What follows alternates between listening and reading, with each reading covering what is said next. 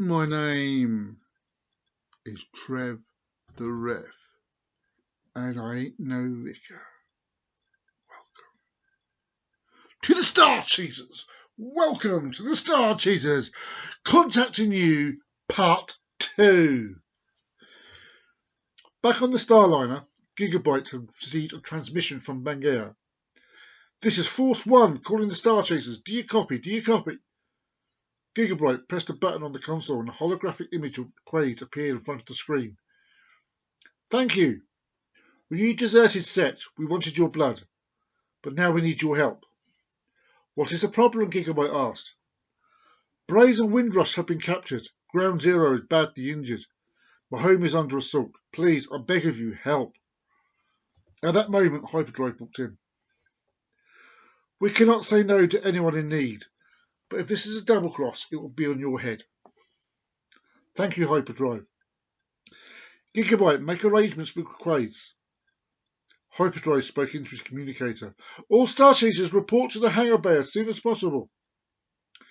Within an hour, the starship Nucleon was approaching Pangea, piloted by Manstrike. In the back sat Hyperdrive, Sign, Dragonblade, Glade, Ozone, and Fusion.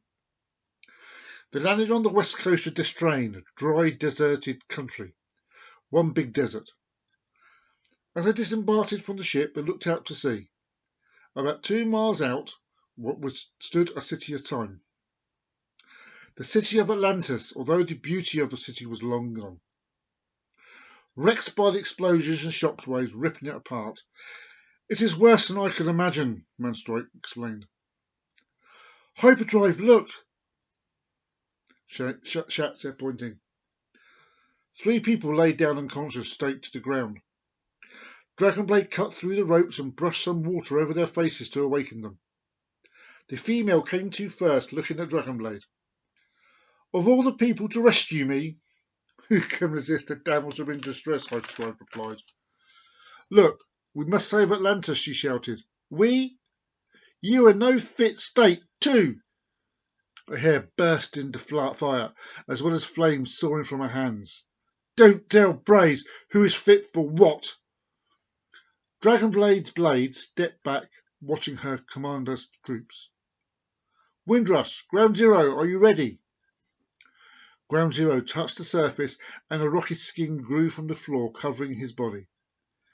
They nodded as Braze then looked at Hyperdrive in readiness. Ozone, a bridge, please. Ozone fired an icy blast at the water, freezing it solid.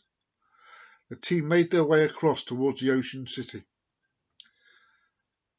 As they neared the city, their hearts fell as they saw the destruction around them. Ferran ships flew around, blasting the city with random targets.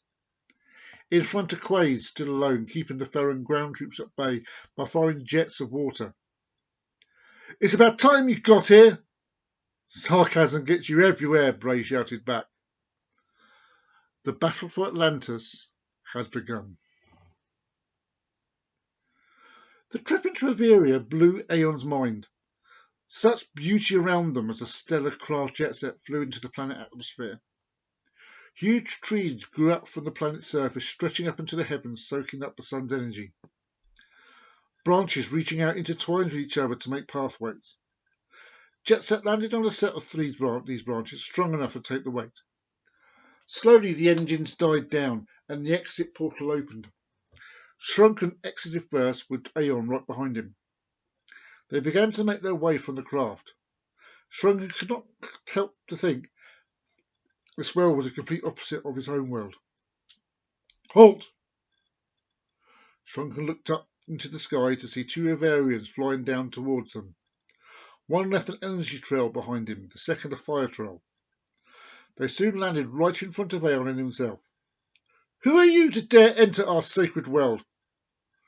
Shrunken sank down to one knee to show respect. I am Shrunken of the Shaman. I have heard of this world, one of the Avarians replied. Shrunken glanced at Aeon, who also knelt on one knee. I am Aeon of Pangea. We represent Lord Bermuda. We stand for justice and light. A stern look appeared on the faces of the 2 Avarians until one of them slowly raised their hands. Welcome to Avaria, my friends. I am Firewing, and this is my brother and royal guard, Powerball. Powerball bowed his head as a form of greeting. He followed this by speaking into a radio. The air is clear, your majesty. May Pyros watch over us. Firewing turned towards Aeon. What brings you here? We are searching for a warrior of legend calling himself Firehawk. There are scarce native hybrid or shrine in this world. Myself, Powerball, and Death Touch. And myself, a female voice said.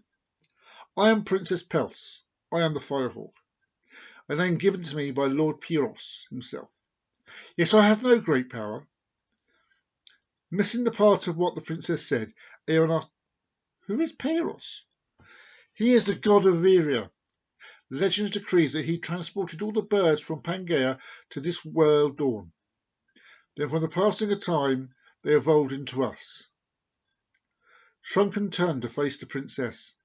If you are the Firehawk, you must come with us. Powerball put his arms between the two of them. I think not. The princess stays with her people. Her people? She has the spirit of Bermuda in her. She is destined to be a shrine, Aeon replied. No, Firewing stated. Her brother left in disgrace. Death moves around him. You cannot leave us too, princess. Yet he is right. If I am the Firehawk, it is my life, my destiny. I must do what I feel is right. A small spark of flame flickered from her eyes. Shrunken and Aeon, I may decide to go with you, and if I do, I ask for one thing. Help me find my brother, save him from himself. And his name, princess? Death Touch. The planet Strax is a red desolate world. Life seems to have left there a long time ago. Yet this is the headquarters of the Apache, a rebel team led by Time Walker. He has travelled through time, gathering his team to defeat the darkness around them. They were all assembled in a medium-sized chamber beneath the surface of the planet. All but Time Walker sat around a table deep in thought. To the left sat Powerball and Firehawk. Opposite them sat the twins Sandstrike and Warpslide. Between them sat Vixen and Sonar. Sandstrike slammed his fist into the table. You, Time Walker, have gathered us together here, members of the Shrine, all chosen by Bermuda, given powers of time, energy, and flight, amongst others. Sandstrike looked right at Time Walker and continued.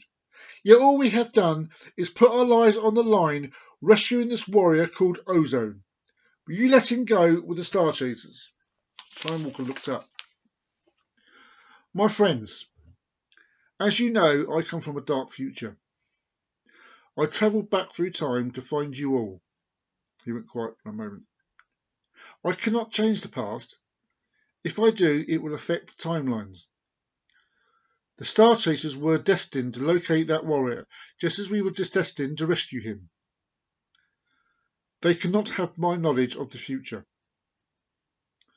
What knowledge of the future? We know you, but you've never taken your mask off to show us your face, Firehawk replied. Yes. If you want us to follow you, show us who you truly are, Powerball said. I can't, Time Walker replied. Warpslide stood up. Yes, you can, or this team will disband. The chamber darkened till no light shone. Then as their eyes began to adjust to the darkness, it turned very bright. They could just make out a figure making his way throughout the entrance. Yes, you can. And you must. The light returned to normal. Who are you? Firewalk asked. I am what follows after the darkness of death. I am more than mind, time and space. I am Revenant, Time Walker replied. Yes, my old friend. Now show them who you are. Time Walker slowly reached up and removed his mask to show his face. As the group watched Firehawk and took a particular interest, Oh, on Bermuda's life force, I know you. Sister, are you sure? I don't recognise him. Of course I do.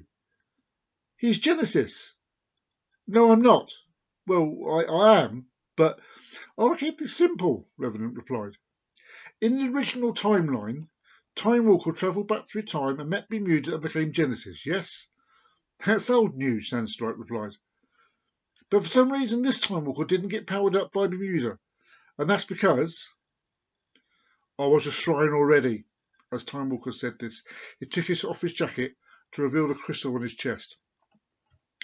You could say Genesis and myself are faces of the same coin. How? Vixen replied. I can travel through time and open small teleportation discs. Whereas, Revenant says as he joined in, Genesis has cosmic level teleportation capabilities.